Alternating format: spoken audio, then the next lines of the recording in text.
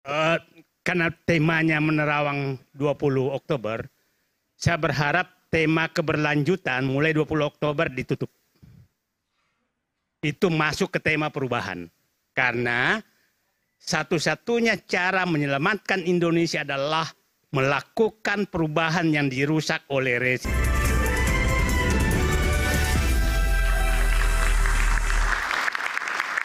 Sampai pada sesi akhir Rakyat Bersuara, sebelum saya berikan closing statement bagi para narasumber, saya ingin singkat saja mahasiswa dari MNC University. Silakan.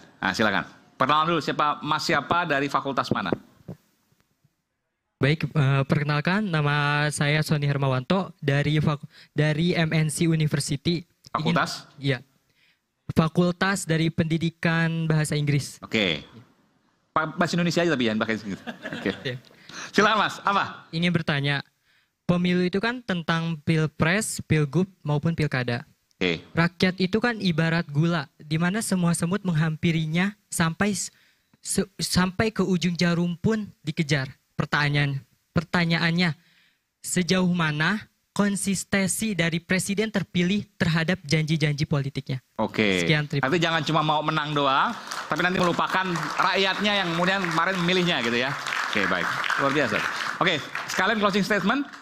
Bang Adi dulu mau sampaikan? Kalau menjawab Adinda ini, ya? tentu saja adalah kalau Pak Prabowo konsisten. Dari dulu dia konsisten dan insya Allah 5 tahun ke depan itu akan terus mencoba sekuat tenaga untuk mensejahterakan rakyatnya, melindungi rakyatnya dan melayani rakyatnya. Itu yang kita yakini dan kita doakan agar semua itu bisa dicapai.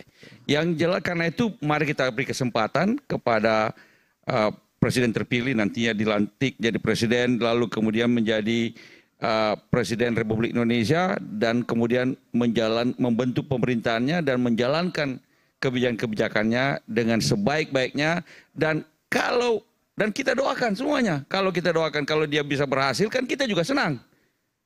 Karena itu mudah-mudahan Pak Prabowo bisa menjalankan tugasnya dengan sebaik-baiknya sesuai dengan harapan kita semua. Oke, baik. Jadi kalau ditanya Pak Prabowo akan seperti apa? Demokrat yang langsung menjawab. Padahal pendukung yang dari dulu belum menjawab nih. Jadi Demokrat tanda-tandanya menterinya banyak kayaknya. Sekali sebelah kiri sudah, sekarang sebelah kanan. Bung Said-Didu, silakan.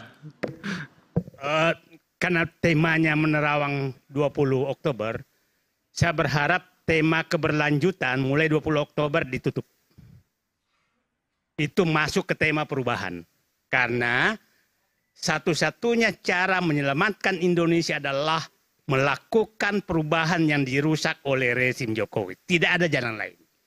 Dan saya punya harapan kepada Prabowo, tadi pemikirannya kita sudah ikuti, dia pernah mengalami berbagai pemerintahan dan dia tahu persis, dan konsistensi dia yang kita butuhkan. Saya menganggap bahwa masuknya dalam kabinet 2019 itu hanya masuk masa istirahat dari kemandirian dia. Dan saya harapkan 20 Oktober kembali mandiri, menjadi dirinya sendiri, lepas dari pengaruh Jokowi untuk menggunakan seluruh kemampuan dirinya dan mewujudkan kata-katanya bahwa bersedia mati membela kebenaran untuk rakyat. Itu yang dan bersedia ditinggalkan apabila dia salah. Nah, itu yang saya harapkan terjadi dan contohlah Presiden Habibie menyelamatkan negara 2098 Ya. Dengan presiden yang sangat mandiri terlepas dari pengaruh gurunya. Dan saya menganggap Pak Prabowo bukanlah murid Jokowi. Terima kasih. Oke. Bu Romi, silakan. Ya, kita berhadapan dengan presiden yang rekam jejak pemikirannya secara tertulis sudah kita ikuti sejak 20 tahun yang lalu. Sejak 2004 beliau maju di konvensi. Tidak banyak presiden kita yang bisa diikuti rekam jejak pemikirannya. Pertama Bung Karno, Gus Dur, kemudian Pak Prabowo. Sehingga kita sebenarnya mudah untuk mengawal Pak Prabowo sukses ini. Yaitu setia kepada apa yang dia tuliskan, apa yang beliau cita-citakan. Dan itu yang saya yakini akan beliau pertahankan. Karena apa? kembali lagi, ketika kami saat itu begitu erat, 3 bulan mendampingi beliau naik turun pesawat berkampanye, satu aspek kepemimpinan yaitu tentang personality beliau dalam kepemimpinan begitu kuatnya. Sehingga lagi-lagi kalau kita merujuk iklan di tahun 2014 itu ada iklan, di tahun 2004 ketika konvensi itu sudah pasang iklan, saya Prabowo Subianto. Ya. Dan itu berulang-ulang dilakukan di beberapa kampanye tahun 14, tahun 19 juga begitu. Artinya apa? Kita berhadapan dengan seorang presiden yang jejak pemikirannya sangat jelas, dengan presiden yang kapasitas intelektualnya tidak kita ragukan, karena beliau lulus dari perguruan-perguruan atau sekolah-sekolah terbaik dunia, bukan hanya di dalam tapi juga di luar negeri. Kemudian yang ketiga, kita tahu persis beliau bukan orang yang peduli dengan citra, tetapi peduli dengan kinerja. Itulah kenapa saya memiliki harapan yang sangat besar, dan mari kita sama-sama dukung Pak Prabowo ini untuk betul-betul menjadikan Indonesia sebagai macan Asia pada saat ini. Bung Refli, silakan. Iya, saya berusaha membuka lembaran buku yang dikasih Babe Haikal ini ya, yang saya duga ini cetakan Kementerian Pertahanan ini. Kalau saya lihat buku ini ya, ini hampir 100% berbeda dengan apa yang dikerjakan oleh Jokowi. Buku ini adalah antitesis kritik terhadap apa yang dilakukan Jokowi selama 10 tahun. Jelas. Jadi kalau kemudian Prabowo mengatakan keberlanjutan di dalam kampanye. Boleh diangkat biar pemirsa juga lihat bukunya Bung Refli. Itu kan bahasanya saja udah kelihatan paradoks Indonesia. Dan ini 2022. Jadi dia mengungkapkan politik uang, kemudian penguasaan oleh segelintir orang, dan lain sebagainya. Maka ini adalah antitesis terhadap apa yang dikerjakan oleh Jokowi. Jadi dari situ saja, dia tidak melakukan apa yang dituliskannya, yaitu elit Indonesia tidak jujur. Karena di dalam acara yang dihelat oleh Gerindra sendiri, dia mengakui bahwa yang namanya Jokowi adalah guru politik dia. Ya kan? Mungkin ia juga guru politik untuk kemudian tidak menampilkan apa yang dia inginkan. Misalnya dalam pemilu itu dia kan menginginkan untuk menang. Dia tahu untuk menang itu dia tidak boleh mengkritik kekuasaan kan. Dia harus memuji-muji kekuasaan agar didukung oleh penguasa dengan segala resourcesnya dan menang. Nah sekarang kalau kita lihat misalnya halaman tentang mewujudkan demokrasi rakyat. Apa yang dituliskan ini dia butuh orang kayak saya, Didu dan Ray Rangkuti. Ya kan? Dia bilang kita butuh pendekar-pendekar penyelamat demokrasi, ya kan? Kemudian tugas kita pastikan supremasi hukum. Kemudian tugas kita kejar dan tangkap koruptor. Kemudian apa lagi? Tiga itu. Artinya inilah yang kita katakan setiap hari kan? Bagaimana menegakkan demokrasi, memastikan supremasi hukum, pemberantasan korupsi dan lain sebagainya. Lalu kenapa orang kayak kita dianggap musuh negara? Dianggap pemecah belah. Iya kan? Iya kan? Sampai kemudian diskusinya dibubarkan, ya kan? Oleh siapa? Oleh Jokowi. Oleh Jokowi. Mudah-mudahan begitu. Maksudnya harapannya Pak Prabowo jangan seperti itu. Mudah-mudahan setelah tanggal 20 Oktober ada perbedaan yang signifikan. Wah, ini kami butuh dengarkan apa yang dikatakan Said Didu. Daripada mendengarkan ketua umum partai yang ono, ya kan kira-kira begitu ya. Karena inilah pusat kesehatan dan akal sehat. Makasih. Assalamualaikum warahmatullahi wabarakatuh. Sebelum ke Babe. Kang, Bung Ray dulu. Nanti biar kalau yang terakhir yang adem dulu. Biar bisa dijawab maksudnya. Enggak, kalau kekuasaan boleh berlomba. Oke. Tapi kalau berbicara adab tetap harus dikembangkan. Nanti kalau habis Bang Ray jawab nggak ada yang jawab soalnya. Adab yang utama itulah mendahulukan yang lebih Yaudah, tua oke. dari kita. Silakan. Baik, terima kasih. Apa yang disampaikan oleh 1, 2, 3, 4 closing sebelumnya, ini sudah mencerminkan mudah-mudahan ke depan akan menjadi sebuah presiden yang sangat baik. Kalau teman-teman masih meragukan, tolong mengertilah soal situasi dan kondisi, mengertilah soal positioning gitu loh. Jangan lupa Pak, beliau ini jenderal yang sangat patuh dengan pimpinan. Nggak mungkin juga Pak harus bertentangan dengan pimpinan. Izinkan saya mengutip sedikit cerita. Ibrahim alaihissalam, dia nggak akan merebut kekuasaannya Namrud. Ibrahim ada di dalam itu untuk mengingatkan Namrud. Demikian pula Musa alaihissalam. Dia nggak mau merebut kekuasaannya Fir'aun. Musa ada di sana dengan qaulan layyinan, ucapan yang lembut untuk mengingatkan Fir'aun. Demikian pula Nabi Isa atau Yesus terhadap Herodes. Demikian pula Nabi Muhammad SAW terhadap Abu Sufyan.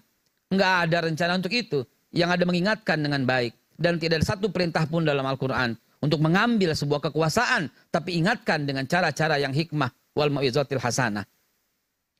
Jangan lupa Pak, pada waktu closing, penutupan kader Gerindra di kemarin yang terakhir, Pak Prabowo mengatakan dengan sangat serius, kalian tuh akan dituntut di hadapan Tuhan apabila kalian main-main dengan amanah yang telah rakyat berikan. Apakah ini nggak cukup untuk memberikan kepercayaan penuh? Be careful. You are what you think. And you can sebenarnya become whatever you believe you can be. Karena itu Pak, berpositiflah. Karena ini akan menjadi sebuah energi yang sangat dahsyat. Kalau semua orang berpikiran negatif dan itu dipelihara, maka ini akan menjadi sebuah the law of repetition, hukum pengulangan, dan the law of attraction, hukum ketertarikan, yang membuat neurotransmitter mayoritas menjadi buruk dan akhirnya negara menjadi buruk. Kalau kita cinta kepada negara ini, think positif dan tebarkan husnuzon, prasangka baik, karena mudah-mudahan insya Allah ini akan membuat bangsa Indonesia ke depan, dan kita semua mewujudkan dengan apa? Dengan buku yang barusan saya bagikan tadi. Ini sebagai apa? Sebagai pegangan. Pak, dulu Bapak bilang ini loh, no problem. Dan kemudian Pak, mari sama-sama kita wujudkan cita-cita yang sejak 20 tahun yang lalu, Indonesia kembali menjadi macan Asia. Insya Allah. Tapi calon wapres nggak ikut nyusun buku ini kan? 2017 kan itu. Silakan Bung Ray Rangkuti. Terima kasih. Tadi Babeh mengingatkan kita dengan pesan-pesan moral sambil mengutip sejarah-sejarah para nabi. Pertanyaannya adalah, apakah Pak Prabowo pernah memberi nasihat kepada Pak Jokowi tentang betapa pentingnya menjaga moral dari demokrasi dan juga betapa pentingnya menjaga demokrasi ini? Saya tidak tahu, tapi yang bisa saya pastikan kenyataannya adalah Pak Prabowo mengangkat anaknya Pak Jokowi sebagai wakilnya untuk Pilpres di kemarin itu dengan segala kontroversinya. Jadi kalau disebut misalnya Pak Prabowo mengatakan qaulun layyinun, itu tadi ya Babe, pernyataan yang lemah lembut, saya kira yang dilakukan oleh Pak Prabowo bukan pernyataan, tindakan yang sangat keras, mengambil anak Pak Jokowi dengan segala kontroversinya menjadi calon wakil dirinya untuk jadi calon wakil presiden. Jadi saya kira kisah Pak Prabowo dengan Jokowi kurang tepat kalau dialamatkan kepada kisah para nabi dengan kekuasaan yang dihadapinya. Itu intinya.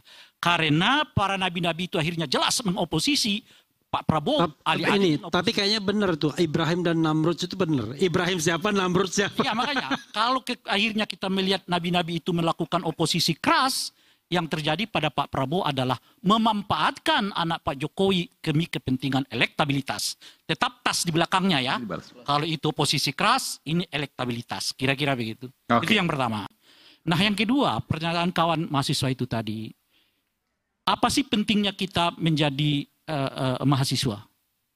Apa pentingnya kita terus sekolah? Cuman satu menurut saya, adik-adik sekalian. Karena kita tidak mau tunduk pada indoktrinisasi. Karena kita belajar tentang apa itu baik, apa itu buruk. Itulah pentingnya kita menjadi mahasiswa. Itu pentingnya kita sekolah tinggi, karena kita mengerti persoalan dalam hidup ini enggak hanya sekedar halal haram, tapi juga adalah baik dan tidak baik. Makalah kalian dengan cara yang baik, halalan toyiba. Enggak cukup sekedar halal, tapi juga baik. Baik itu kemampuan untuk mencerna apa yang terbaik bagi kebaikan publik. Yang dikatakan oleh Nabi kalau mengutip Babe Hasan tadi. Khairukum man anfa'akum linnas, kata Nabi. Bukan untuk sekelompok orang, bagi manusia dan kemanusiaan, kata Nabi itu. Oleh karena itulah adik-adik sekalian, kita mulai dari sikap pesimisme. Saya mengatakan, kenapa saya pesimis? Dengan itulah ilmu pengetahuan bertambah. Dengan itulah peradaban dimulai dan ditemukan. Kalau ada yang sana yang positif, saya akan jelaskan yang negatifnya. Dan positif dan negatif akan berdialog, itu yang kita sebut sebagai sintesa. Jadi kalau ada yang muji-muji bahwa Pak Prabowo bla bla bla bla, saya mencoba dari sudut yang lain. Ingat loh, Pak Prabowo mengikuti Pak Jokowi. Pak Prabowo kelanjutan Pak Jokowi dan seterusnya. Dengan begitu yang kita sebut dengan sinergi, entah kau menyebutkan saya oposisi, entah kau menyebutkan saya sirik, entah kau mau menyebutkan karena saya nggak kebagian kekuasaan, itu urusan lo. Tapi fungsi pengetahuan adalah fungsi untuk selalu mengatakan apa yang terlihat belum tentu itu yang tergambar. Terima kasih. Baik. Ada tambah lagi sedikit? Tadi karena nyebut Pak Prabowo, silakan.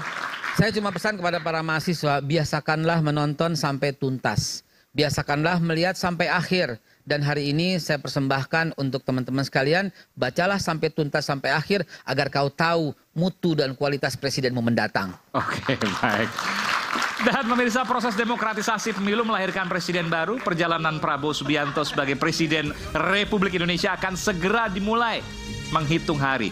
Usai merdeka memang baru 79 tahun, tapi cita-cita menwujudkan Indonesia makmur sejahtera adalah tugas kita bersama. Dan kita harus mewujudkannya bersama-sama. Saya Aiman Wicaksono, inilah akhir dari Rakyat Bersuara. Sampai jumpa.